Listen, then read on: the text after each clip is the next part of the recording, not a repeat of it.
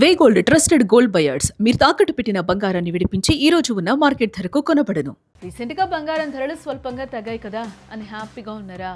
Market పడిపోతోంది, ఇక మనకు నచ్చినట్లు కొనేయచ్చు అని ప్లాన్ వేసుకుంటున్నారా? అయితే ఒక్క నిమిషం ఆగండి. సముద్రంలో సునామీ వచ్చే ముందు ఒక విచిత్రమైన, ఒక భయంకరమైన ప్రశాంతత ఉంటుంది కదా. ఇప్పుడు గ్లోబల్ గోల్డ్ మార్కెట్ సరిగ్గా అలాంటి ఒక నిశ్శబ్ద స్థితిలోనే ఉంది. ఎందుకు అంటే అంతర్జాతీయ ఆర్థిక నిపుణులు, రీసెర్చ్ రిపోర్ట్లు చెప్తున్న పచ్చి నిజమేంటో తెలుసా? రాబోయే కొన్ని సంవత్సరాల్లో బంగారం ధర మనం కలలో కూడా ఊహించినంత పైకి దూసుకెళ్లబోతోందంట. నేను చెప్పబోతున్న ఈ కథనం మార్కెట్లో వివిధ రీసెర్చ్లు, ఇంటర్నెట్లో దొరికిన అంచనాల ఆధారంగానే తయారు చేశాను. వీడియోను కేవలం మీకు సహాయపడే సమాచారంగానే చూడండి. పెట్టుబడుల విషయంలో నిర్ణయాలను మీరు నమ్మిన నిపుణుల సలహాలను అయితే స్వీకరించండి. ఇదైతే నా హెచ్చరిక. ఇప్పటి వరకు మనం 10 గ్రాముల బంగారం 70,000 లేదా 80,000 దాటితేనే అబ్బా అనుకున్నాం. బట్ గ్లోబల్ మ్యాక్రో ఎకనామిక్స్ విశ్లేషకుల ప్రకారం మనం చూస్తే రాబోయే రోజుల్లో 10 గ్రాముల బంగారం ధర అక్షరాల 2,70,000 నుండి ఏకంగా 9 లక్షల మార్కును తాకినా ఆశ్చర్యపోనక్కర్లేదని చెప్తూ ఉన్నారు. వినడానికి ఇది ఒక మైండ్ బ్లోయింగ్ నంబర్లా అనిపించవచ్చు, బట్ దీని వెనక బలమైన అంతర్జాతీయ వ్యూహాలు, ఒక సరికొత్త ఆర్థిక ప్రపంచ యుద్ధం కూడా దాగున్నాయి. అసలు బంగారం ధరలు ఎందుకు ఈ రేంజ్లో పెరగబోతున్నాయి? ఒక సామాన్యుడికి భవిష్యత్తులో ఫిజికల్ గోల్డ్ దొరకడం ఒక కలగానే మిగిలిపోనుందా? ఈ తరుణంలో బంగారంపై ఇన్వెస్ట్ చేయడం సరైన నిర్ణయమా లేక రాంగ్ స్టెప్ అవుతుందా? పూర్వం బంగారం ధరలు ఎలా మారేవి? పెళ్లిళ్ళ సీజన్ వస్తేనో, దీపావళియో, అక్షయ తృతీయ లాంటి పండుగలు వస్తేనో. రీటైల్ కస్టమర్స్ అంటే మీలాంటి, నాలాంటి సామాన్యులు షాపులకు వెళ్ళి కొనుగోలు చేసినప్పుడు డిమాండ్ పెరిగి ధరలు పెరిగేవి. బట్ ఇప్పుడు సీన్ మొత్తం కూడా పూర్తిగా రివర్స్ అయిపోయింది కదా. ప్రస్తుతం రీటైల్ బయర్స్ మార్కెట్ను శాసించడం లేదు. మార్కెట్లోకి ఒక పెద్ద ఇన్స్టిట్యూషనల్ షిఫ్ట్ వచ్చింది. ఇప్పుడు సామాన్యుడికి కాంపిటీషన్ ఇస్తుంది పక్కింటి వాళ్ళు, బంధువులో ఏం కాదు, ఏకంగా ప్రపంచవ్యాప్తంగా ఉన్న సెంట్రల్ బ్యాంకులు. అవును, ప్రభుత్వాలు టన్నుల కొద్దీ బంగారాన్ని వ్యాపార లావాదేవీల కోసం కాదు, తమ రిజర్వులను భద్రపరచుకోవడానికి కొనుగోలు చేస్తూ ఉన్నాయి.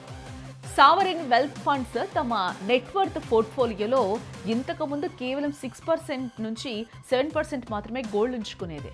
బట్ ఇప్పుడు ఆ రేషియోను ఏకంగా 12 to 15%కి పెంచేస్తూ ఉన్నాయి. ఉదాహరణకు మన రిజర్వ్ బ్యాంక్ ఆఫ్ ఇండియానే తీసుకోండి. కరోనా సంక్షోభం తర్వాత ఆర్బీఐ దాదాపుగా 800 టన్నులకు పైగా బంగారాన్ని అక్యుములేట్ చేసింది. ఎందుకు అంటే రాబోయే టఫ్ టైమ్స్లో దేశ ఆర్థిక వ్యవస్థను కాపాడగలిగే ఏకైక అల్టిమేట్ సేఫ్ హెవెన్ అసెట్ బంగారమే అని కేంద్ర బ్యాంకులు కూడా బలంగా నమ్ముతూ ఉన్నాయి కదా. ప్రొడక్షన్ అయ్యే గోల్డ్ను టన్నుల కొద్దీ ప్రభుత్వాలే కన్జ్యూమ్ చేసేస్తుంటే మార్కెట్లో సప్లై తగ్గ డిమాండ్ ఏ రేంజ్కు వెళ్తుందో మీరేం ఊహించండి.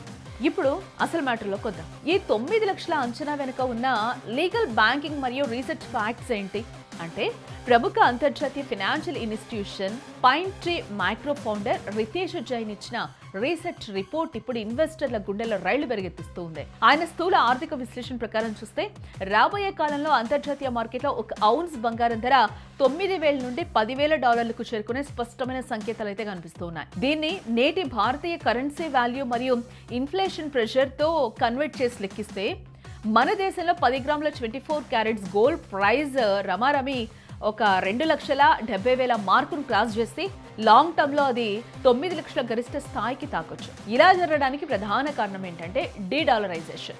ఇప్పటి వరకు ప్రపంచవ్యాప్తంగా అమెరికన్ డాలర్ అత్యంత బలమైన గ్లోబల్ కరెన్సీగా చలామణి అవుతోంది. బట్ అమెరికా ఫెడరల్ బ్యాంక్ తీసుకుంటున్న నిర్ణయాలు కావచ్చు, విపరీతమైన డాలర్ ప్రింటింగ్ కారణంగా డాలర్ కూడా తీవ్రమైన ద్రవ్యోల్బణాన్ని ఫేస్ చేస్తోంది. ప్రపంచ దేశాలకు డాలర్పై నమ్మకం సడలుతోంది. రష్యా యుక్రెయిన్ సంక్షోభం కావచ్చు, ఇరాన్ మిడిల్ ఈస్ట్ ఉద్రిక్తతలు కావచ్చు, భౌగోళిక రాజకీయ అస్థిరత వచ్చిన ప్రతిసారి దేశాలు డాలర్ వైపు కాకుండా గోల్డ్ వైపు చూస్తున్నాయి. రేపొద్దున అంతర్జాతీయ వ్యాపార లావాదేవీలకు డాలర్కు ప్రత్యామ్నాయంగా గోల్డ్ స్టాండర్డ్ను వాడితే ఎలా ఉంటుంది అనే ఆలోచన గ్లోబల్ లీడర్స్లో కూడా మొదలైంది. డాలర్ వీక్ అయితే గోల్డ్ వాల్యూ స్కై రాకెట్ అవ్వడం ఖాయం కదా.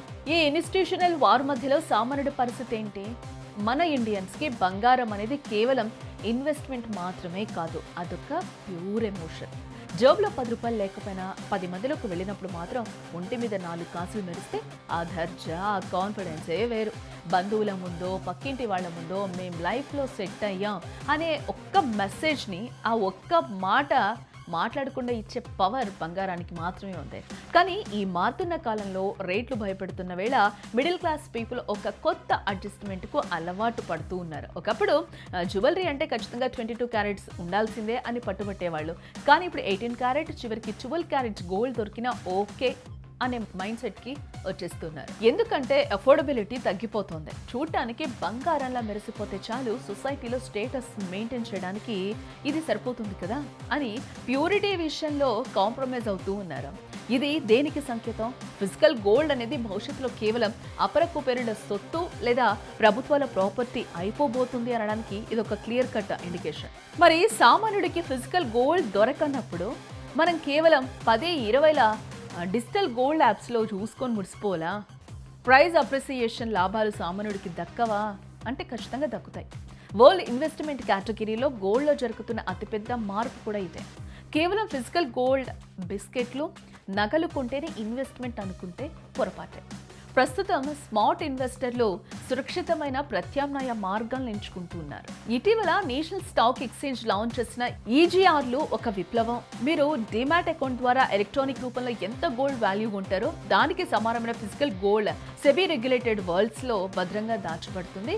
రేపొద్దున్న మీకు డబ్బు కావాలి అని అనుకుంటే విత్డ్రా చేసుకోవచ్చు, లేదా మాకు ఫిజికల్ గోల్డే కావాలి అని అనుకుంటే జీఎస్టీ డెలివరీ ఛార్జీలు కట్టి 24 క్యారెట్స్ ప్యూర్ గోల్డ్ని మీ ఇంటికి డెలివరీ పొందొచ్చు. కాబట్టి మార్కెట్ సప్లై క్రంచ్ని అధిగమించడానికి ఇలాంటి మోడర్న్ ఇన్వెస్ట్మెంట్ టూల్స్ వైపు రావటం అత్యంత తెలివైన నిర్ణయం అవుతుంది.